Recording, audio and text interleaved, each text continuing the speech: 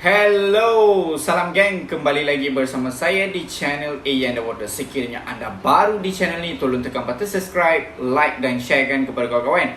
Okey geng, untuk video kali ni saya nak kongsikan satu unboxing tengok besar gila weh box dia. Korang tahu tak dalam ni ada apa? Okey, parcel ni saya dapat daripada Maxxim Goldfish yang merupakan farm terbesar di Malaysia guys. Farm ni dia terletak dekat Batu Pahat.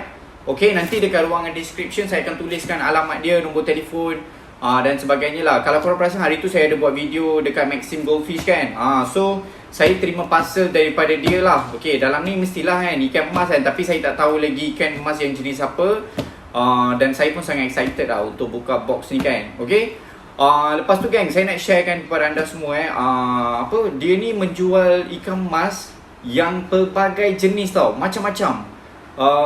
Saya pun tak sure lagi lah nama-nama ikan emas yang macam ni kan, sebab saya baru first time saya nak beli ikan emas.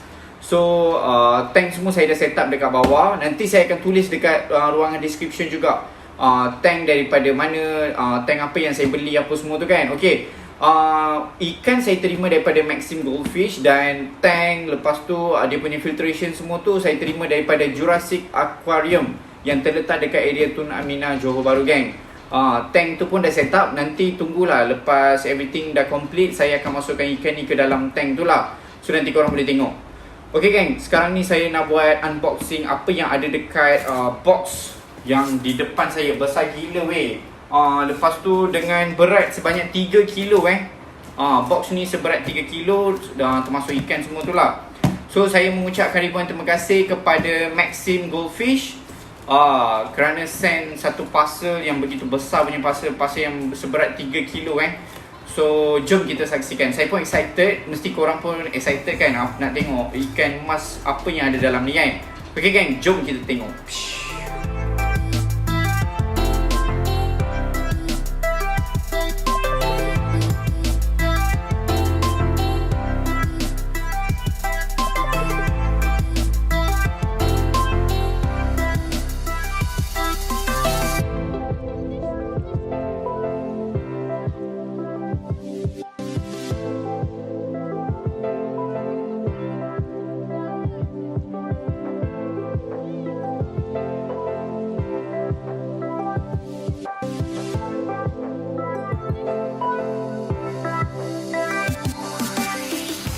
Okay geng, saya pun dah terima ikan goldfish daripada Maxxim Goldfish geng.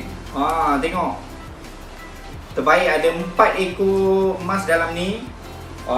Tengok geng, cantik gila weh. Memang terbaik lah.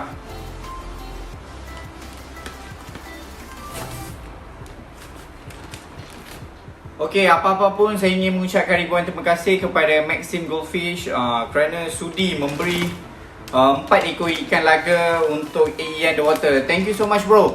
Okey, kepada anda di luar sana mesti tertanya-tanya kan, Maxxim Goldfish ni berada di Batu Pahat.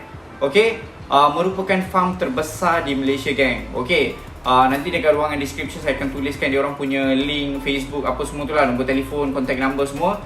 So nanti apa-apa Roger lah geng. Okay geng, inilah ikan emas saya yang saya dapat daripada Maxxim Goldfish, dan dia punya filtration system dia semua daripada Jurassic Aquarium yang terletak dekat area Tun Aminah. So inilah filtration system dia. Okay, apa-apa pun thank you so much kepada Jurassic Aquarium dan juga Maxxim Goldfish.